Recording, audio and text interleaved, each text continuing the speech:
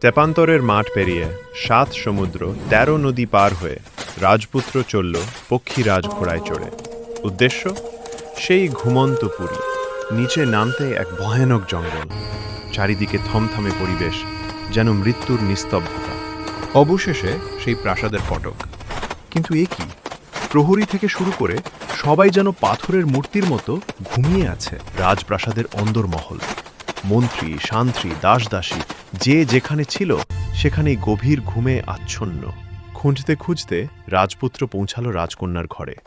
সোনার পালঙ্কে চাঁদের আলোর মতো রূপ নিয়ে ঘুমিয়ে আছে রাজকন্যা। শিওরে রাখা সোনার কাঠি আর রূপোর কাঠি। রাজপুত্র অতি সাবধানে কাঠি দুটি অদল বদল করে দিল। জাদু কেটে গেল। পদ্মফুলের মতো চোখ মেলে তাকালো রাজকন্যা। মুক্তি পেল অভিশাপ থেকে। কিন্তু হায়, জাদুর বাঁধন ছিঁড়তেই জেগে উঠল সেই ভয়ানক রাক্ষস। পুরো প্রাসাদ কেঁপে উঠল তার গর্জনে। আর দেরি নয়, রাজকন্যাকে নিয়ে পক্ষীরাজ ঘোড়া দিল উড়াল। পেছনে ভেঙে পড়তে লাগল মায়াবী প্রাসাদ। মেঘের রাজ্যে তখন খুশির জোয়ার।